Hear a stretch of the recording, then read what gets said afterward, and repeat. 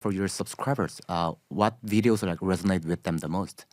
I think my Korean viewers really enjoy videos that are like ask interesting, specific questions about Korean culture to foreigners, right? So they can see what foreigners from all around the world think of Korean culture. For example, how does the Korean language sound to foreigners, right? Like, I bet many Koreans, when they see that title, they're curious. Because like you, Alex, you've been speaking Korean your whole life, right? So it just sounds like your like normal language to you, right? But when you ask someone else who doesn't speak Korean, they're like, oh, it sounds like this or like that. Yeah. So I think Koreans are really interested about these like specific things. For example, another example would be like sometimes Koreans can be a bit direct, like, oh, you look very tired, or did you gain weight? Like sometimes. These days it's changing, but and so I did an interview about, what do you think about kind of a different style of communication with some people, more direct, and then they give their opinion, and it was very interesting. Yeah. Do sometimes people get mad, like when Koreans are, listening to or what other people think about them? You know what? Here's the thing, Alex, is like, I get negative comments no matter what I do, okay? If I do a video about like, okay, for example, what are some uncomfortable things in Korea for you, right? All the answers are going to be negative because the question is negative, right? Most of the comments are positive because, thank you for being honest and truthful. There's so much gukbong content. There's so much, overly positive content. So thank you for the honest content. But then you get some comments that are like, just leave Korea or get out of Korea, right? The opposite is true. If I do a video like, what's your favorite thing in Korea? Oh, this is a lovely video. I love this. Why is this such gukbong content? Please make more honest content. This is so stupid. You're just trying to get views, right? So I can't win, so I'm just gonna make whatever I want, like what can I do? Yeah. Then like, how do you react to those like negative comments? Just ignore them. You can't react to them because then there'll be more. So you just ignore them, or sometimes my subscribers will react, will defend me. That actually happens most of the time. I see. If there's a negative comment, then I'll usually get like a lot of my followers. If it's a stupid comment, like maybe sometimes I'll make a bad video or like something that's not sensitive. I don't really do that. I'm not really like doing sensitive topics anymore. But yeah. It's not really a problem, though. Everybody gets hate comments, But since now you are a big channel and then you have many fans who would cover you up. Yeah. But like I guess like in the early stage of your channel, when channel was smaller, you must be more stressed out. For sure, I have a story about this. So I used to test foreigners on their Korean language skill, like how well do you speak Korean? I used to test them on the streets of Hongdae. And then I would give them like a rank, whatever, because I was kind of copying and following content of a Japanese creator who did the same thing. That Japanese man, Yuta, that's his name. He would go around Tokyo and speak to foreigners in Tokyo in Japanese, and he would grade their Japanese. It was very interesting. I was like, man, I'm not Korean, but I want to make this content. So even like 7 years ago, my Korean wasn't fluent, but I was still like testing people. I don't know. I just wanted to make the content. And so nobody had a problem with that. That was fine. But then I was like, what if I test Koreans to see how well they speak English, So I made a sign and I was like, get a free English test, I'll test your English. And so then I got some people to test. Even some of my subscribers came out. But then some of the comments are like, how could this white guy come to Korea and he thinks white people are the best and everybody should speak English, and I was just like, okay, I didn't. But then there was like a Naver blog post, and then just tons of people just started like leaving comments. It was a little scary. Okay. It was very scary. But then my subscribers started defending me, and honestly, I wasn't like going up to random people on the street and be like, speak in English now. I wasn't doing that, I know. But some people have like a complex, or they think, why are you targeting people like that? Or I want to speak English better, but I don't feel confident, so I feel bad when I see this video. I don't know. So, but I don't really do those types of videos anymore. I don't really interview Koreans just because I think my subscribers want to hear the thoughts of foreigners. Yeah, but I've definitely had a few times when, that has happened. And sometimes YouTubers can make mistakes too. Maybe that was a bad video to make. I don't know. Maybe it was not sensitive. So who knows? Have you ever had anything like that happen to you? Well, not yet, luckily. So I was like thinking, if I was in this kind of situation, I was thinking, why would I react to that? It must have been scary. I know. I have advice though. Never apologize, right? Never apologize. If you didn't do anything wrong, don't apologize. Because if you apologize, you're giving them all the power to say, I accept your apology, or that's not good enough. But if I didn't do anything wrong and you apologize, it's a lose-lose. Most of the time, the best thing to do is just wait 2 weeks. 2 weeks, 3 weeks, you didn't do anything wrong, and they're just going to forget about it, right? People have like short-term memories. That's the best thing to do. Yeah. Yeah. And like you've been, making contents for almost 10 years today. So you know how to, get the views, right? So then there must be some two different options, I should say. So the content that might get some views, and then according to some, past experiences and the recipe, and then there must be some content that you want to make, right? What kind of contents are you willing to make more? Well, as a YouTuber, I have to separate what I want to do and then the business, right? Okay. So my YouTube channel is a business. And so I don't really experiment that much with the YouTube channel these days in terms of I'm going to go to Lotte World and make a vlog. Like, I don't do that stuff. If I want to experiment and make art, then I'll make music or something. So I'm pretty much of the mind that, my YouTube channel and my Instagram support my English education business. Even the street interview supports that. So I don't really see YouTube for me as like an artistic it's like an artistic outlet. It's not a place for me to feel like I'm expressing myself. If I want to experiment with content, I would probably make a new channel, because you have to divorce your desire to succeed and make money from art. If you want to make art that makes you money, I think that almost not always all the time, but it sometimes kills the art. Do you know what I mean? Like, it's the difference between me making, like, just playing guitar and making music versus this album has to sell 100 copies, There's a lot of pressure, and then it changes the art. So, yeah. Yeah. Just on a side note, the next episode will be filmed with a musician. So I'll be asking him the same question, and then I'll mind if I share your opinion with him and then see how he thinks. Sure. Yeah. I just want to hear his opinion too. So after you've been interviewing, so many people, like, is there anybody who, stuck in your mind? Yeah, my mom. You interviewed your mom? Yeah, twice. Twice? Yeah. Tell me more. Oh, well, my mom is actually probably knows more about Korean culture than most other Americans, because she watches my videos, and now she's met my wife many times, and she's visited Korea and tried Korean food and went on tours and stuff. So my mom studied sociology, so she's like really interested in people and cultures.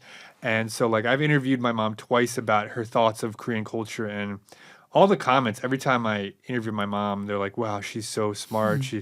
She's like very perceptive. She's just, saying really interesting, insightful things. So yeah, she's just been always very fun to interview, because she always has something interesting to say. Yeah, it's been nice. What was the question to her? Well, recently I interviewed her because she stayed in Korea for 10 days. I was just like, we were just talking about, your impressions of Korea. Oh, yeah? And she really liked Korea. She thought Koreans were very helpful. They were asking for help, and someone couldn't speak English, but they would just like say, follow me, and walk them to the subway station, So she loved that. But she didn't like how much plastic there is here, for coupang and this kind of stuff. And like she said the packages were so beautiful for everything, but then people just throw it out. I was like, that's really interesting, Yeah, like even for like face packs and makeup, and it's like so beautiful, the packaging, and then people just throw it out. I was like, I never thought of that. Yeah. Oh yeah, same here. Yeah, she liked Korean food, but she said chopsticks were really hard to use. The metal ones were too heavy, she said. But yeah, she said a bunch of stuff like that. I see. Yeah, she likes it here. So how do you come up with all these like great questions? I think my brain is just like a question generating machine. I am obsessed with good questions. I like good questions. Maybe it's because I've been doing YouTube for a long time also. But I'm also just bored with boring questions, you know? So I do watch like a lot of other interviewers on YouTube. Like, you know, Hot Wings? Have you seen Hot Wings? Not really. Okay. There's like this bald guy. His name is Sean. His name is Sean? also Sean, but he interviews like really popular people, like famous people, like, you know, Chris Hemsworth, like this type of people. And he has like 5 levels of wings. One's like mild, then it gets really spicy. Take a bite, and then he asks them like a really good question. Oh. And they're like, "Oh, that's a good question," right? And so, I think asking good questions is fun for both people. You know, it's fun for the interviewee and it's fun for the interviewer. Yeah. So, I guess I have a good sense of like boring conversations and then interesting conversations. I see. Yeah. Yeah, the reason why I liked your content wasn't only for learning English, but for learning the interview skills as well. And then I just really like the authenticity of the question. And then, thank you. And then while you're asking people's question, I really like the way you were listening to people as well. Oh, thank you. I Seriously. appreciate that. Oh. You look like you were like acting or pretending to be a good listener, but I could see you were like actually listening to them. Oh, thank you. I learned a lot from you there. Hey, thanks a lot. I appreciate that. I'm not good at taking compliments, but thanks. Oh, now you're just a Korean. Yeah. So then if you don't care about like views or your subscribers, fan, just hypothetically, Sure. If you could, ask some questions like people on the street, what question would you want to ask people?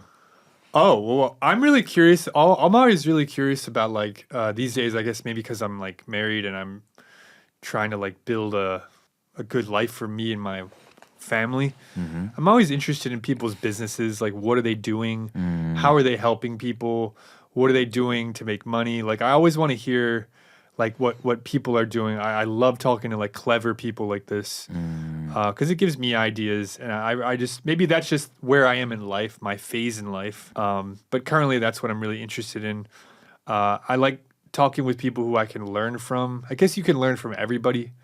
But yeah, these days I'm really interested in people doing like clever, interesting businesses, online businesses, this kind of thing. Yeah, like yourself. Yeah. Yeah. And like you, I ask like people questions for a living like you. And then one of my favorite questions to ask is, what are you looking forward to the most? I ask this question all the time to my members. Yeah. And then just this question itself like instantly reminds them of something that they are waiting for, something that they're excited about. Yeah. How about you? What are you looking forward to the most right now at this moment? At this moment, I'm just looking forward to growing my business, to having a kid this year, to going to the US and visiting my parents, to learning more, to just playing some games with my friends. I really like Super Smash Brothers. You know that game? Super Smash Brothers. Yeah. It's like a fighting game on Nintendo Switch. So I like to enjoy small things in life, like going on a hike or walk. I don't know. I enjoy living. I'm a fan of being alive right now. Everything's fun. Yeah. Nice. I get stressed a lot, but whatever. Everybody gets stressed. Yeah. Then when you ask people questions, do you sometimes feel like they are lying to you sometimes? Like, for example, Alex, that's a great question. I just have to give you a compliment. Oh, thanks. I love when people ask me good questions because a lot of times I have automatic responses for questions I get all the time. But that is a question I don't think I've ever gotten before. Okay. And now I have to generate a new response. And you're making me use my brain, which thank you. No problem. See, do you know what I mean? Like, that's a good question. Do I think people lie to me? Okay. Well, I think there's 2 parts to this answer. A, I would say rarely people lie to me. But B, sometimes people say something that they think is true because they've heard it. Is that a lie? I don't think so, but it's not an original thought. Okay. You know, for example, like whatever, inflation is so bad right now because of Donald Trump but whatever. That might be true, but they probably read that in some kind of news article. I'm not really interested in that, you know. I'm more interested in authentic experience, that comes from an authentic judgment. You know what I mean? Yeah. But I think rarely, if you ask someone a question, I don't think they're going to lie to you. But then my question is to you is like, why do people lie? What's the reason people lie? People might lie if there's a reason to lie. But if I'm asking them a question, I feel like there's no reason for them to lie. Yeah, but that's a cool question. I like that. For example, if I ask like a politician, what are you going to do to help they're gonna lie. to help homeless people? Let me tell you what I'm going to do.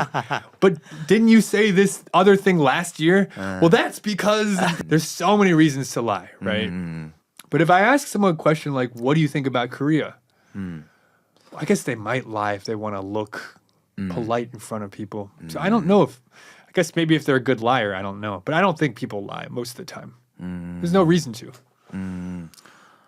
Do you sometimes like interview like Korean people on the street too? Rarely these days, but I used to more. Yeah. And how do you spot, people who might be able to, speak in English?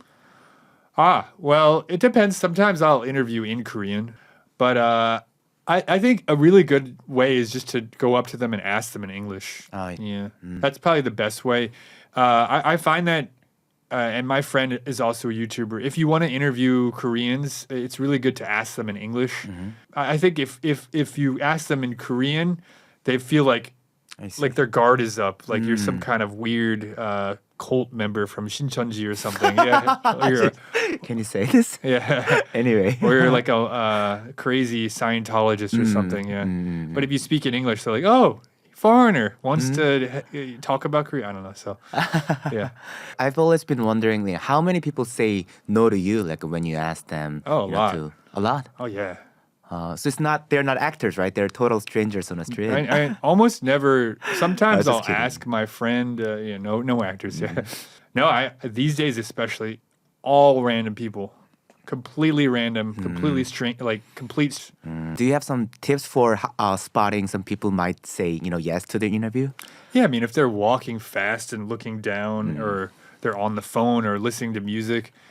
Usually, yeah, like this is like it's good to check the vibe, right? How fast are they walking? Where are their eyes? But if they're like slowly walking and they're not in a rush, yeah. But sometimes you can be surprised, right? Can I curse? Yeah, go ahead. There's something in English called resting bitch face.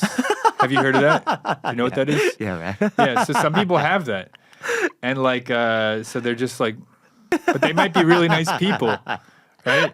And so sometimes you should ask someone like that, right? But you don't know. But in general, you can see the vibe. I see. Yeah. I like it. Then, like, how do you know that if they are able to speak English? You don't know. Sometimes I'll go up to someone, they're like, I'm sorry, I'm Russian, I can't speak English. Yeah. It happens sometimes. Or I'm French, I can't speak English. Happens all the time. So it's been like, how long has it been like since you started this whole interview project? Oh shoot, maybe like nine even 10 years. Yeah, long time. I see. And then you said you came to Korea 2014. Yes, So it's been over 10 years today.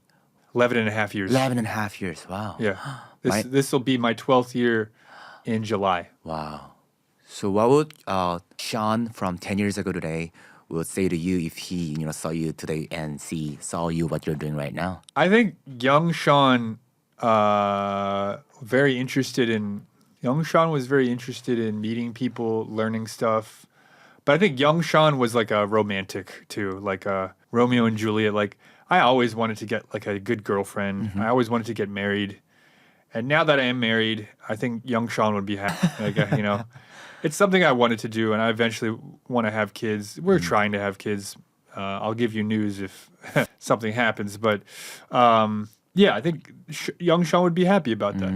전 비즈니스 얘기도 조금 해주실 수 있나요? 네, 지금 물론 길거리 인터뷰랑 영어 교육 그런 콘텐츠도 만들고 있는데 seanteacher.com에서 진짜 다양한 코스를 지금 공개되고 있어요. 그래서 뭐 빠른 영어, 예를 들어서 뭐 줄임말, 뭐 축약 발음, 연결 발음 이런 것들을 이제 가르치는 그런 코스도 있고 강의도 있고 여행 영어도 있고 그 자기소개할 때 뭐 스몰 톡 영어 그런 강의도 있고 그래서 이런 것들 지금 하고 있는데 그래서 요즘 최근에 약간 코칭 프로그램도 시작했어요. 그래서 약간 진짜 뭐 짧은 기간 안에 나의 영어를 진짜 약간 성장하고 싶다, 진짜 많이 늘고 싶다, 빨리 늘고 싶다 하시는 분들을 위한 그런 프로그램 최근에 시작했어요. 그래서 그것도 좀 재밌게 하고 있어요. 예. 재밌어요. 예. 이거는 그 저희의 Talk with Alex 쇼의 시그니처 퀘스천입니다. 네. 그래서 저희가 다양한 이야기들을 질문을 통해서 알아가고 있는데 혹시 션이 요즘 가지고 있는 가장 큰 질문이 있다면 무엇인가요? 어떻게 그 비즈니스를 더 키울 수 있는지 지금 많이 고민하고 있고요. 어떻게 약간 만약에 그 비즈니스를 약간 충분히 이제 키워보고 성장하면 그 뒤에 뭐 어떤 것들 고민하면서 살 건지 뭐 예를 들어서 뭐 그런 그 소확행이라고 했나 네. 약간 그래서 앞으로도 제가 어떻게 살아야 이렇게 의미 있는 삶이 만들 수 있는지 지금 많이 고민하고 있고 그래서 이렇게 많이 생각하고 있어요 요즘. 네. 네. 그래서 션이 이제 다른 사람들한테 이제 질문을 하고 이제 그러는 거가 컨텐츠로 만들어지고 그게 보통의 일이잖아요, 션의 일. 근데 네. 아마 그렇게 이제 질문에 대해서 고민을 하는 만큼 자기 스스로에도 되게 많은 질문을 던지면서 살 것 같아가지고 되게 궁금했어요. 예. 어떤 질문을 가지고 있는지. 걸어 다니는 질문 네, 맞아요. 팩토리. 혹시 인터뷰 하다가 그 인터뷰 이들이 션한테 질문을 하기도 하나요? 가끔 그러는데 근데 주로 물어보진 않아요. 근데 저는 그냥 알아서 제 의견을 네. 말해요. 네. 말하는 편이에요. 그럼 만약에 10년 후에 션한테 한 질문을 물어볼 수 있다면 어떤 질문을 물어보고 싶으세요? 사실 무엇보다 미래가 어떻게 됐는지 가장 궁금한데 경제도 그렇고 비트코인 얼마 값이 어떻게 되는지 그것도 궁금하고 근데 무엇보다 약간 내 삶이 어떻게 발전되는지 그래서 지금 알고 싶은데 뭐 지금 이 순간에 무엇에 집중하면 좋을지 그 앞으로 나의 모습 나의 셀프한테 물어보고 싶죠. 팁 주세요. 뭐 무슨 책을 읽으면 좋을지 모르겠어요. 알렉스 어떻게 뭘 물어볼 거예요? 뭐 보실 거예요? 10년 뒤에 알렉스한테요. 비트코인 꼭 물어봐야 되고 꼭 물어봐야 되고 저는 그걸 물어보고 싶어요. 그 친구한테 아직도 컨텐츠 만드는 거 재밌는지. 지금은 너무 재밌어요. 지금은 모든 게 저한테 첫 경험이거든요. 션도 처음 만났고 이렇게 촬영하는 것도 아직도 재밌어요. 근데 그게 때로는 좀 걱정이 돼요. 이게 계속 재밌을까? 이게 재밌었으면 좋겠다라는 마음 때문에 그런 불안이 오는 것 같아요. 이게 나중에 익숙해져서 일처럼 되거나 아니면 아까 션한테 물어봤던 질문처럼 다른 사람을 기쁘게 하기 위해서만 내가 이 일을 하고 있으면 어떡하지? 라는 걱정을 가끔 해요. 그래서 그때의 알렉스도 재밌어 했으면 좋겠다가 궁금증임과 동시에 바람입니다. 네, 저희 오늘 다시 한번 와주셔서 감사드리고 마지막으로 네. 저희 아마 션을 보고 이 채널 이 영상에 와주신 분들도 많으실 것 같은데 네. 션을 좋아해 주시는 팬들 그리고 이제 구독자분들에게 마지막 메시지 하나 부탁드리겠습니다. 예. 네 구독자, 네 팔로워 이렇게 팬들 여러분 감사합니다. 예, 사랑해요. 없었으면 지금까지 이렇게 유튜브 콘텐츠를 만들지 못했을 거예요. 영어 공부하고 계신 분들은 화이팅 하시고 약간 너무 빨리 성장을 바라지 말고 약간 만약에 주짓수를 배운다면 그 1년 만에 그 검은 티를 딸 수 없잖아요. 받을 수 없잖아요. 그래서 그 영어도 마찬가지로 약간 시간이 조금 걸려요. 그래서 그 과정을 이제 즐기면서 나에게 맞는 콘텐츠를 찾고 좋은 뭐 약간 드라마 뭐 영화 같은 걸 자꾸 보면서 나에게 맞는 루틴 이제 만들면 이제 어느 순간부터 이제 더 편해지고 이제 많이 성장할 거예요. 네, 그래서 포기하지 마세요. 잘하고 있어요. 네, 좋습니다. 포기하지 말고 잘하고 있으니까. 네, 그리고 네, 코칭 필요하신 분들은 제 웹사이트에서 제 코칭 프로그램을 찾을 수 있습니다. 그래서 네, 네, 놀러 오세요. seanteacher.com. 네, 저희 영상 아래 댓글에다가 이제 션의 이제 채널 그리고 seanteacher.com 그리고 이제 인스타그램 그리고 션쌤 맞나요? 션쌤 맞습니다. 네, 션쌤 채널까지 이제 링크 달아놓도록 할 테니까 와우. 네, 관심 있으신 분들은 한번 방문해서 또 이제 더 많은 이야기 들어보시길 바라면서 오늘 와주신 션 다시 한번 감사드리고 감사합니다. 네, 오늘 이제 수많은 사람들을 통해서 질문을 통해서 문화를 번역하고 계시는 우리 션과 함께 이제 이야기 한번 나눠봤고 저희 또 다음에 재밌는 기회로 만나봤으면 좋겠습니다. 오늘 와주셔서 감사합니다. So much fun. 감사합니다. Thank you. Thanks for coming.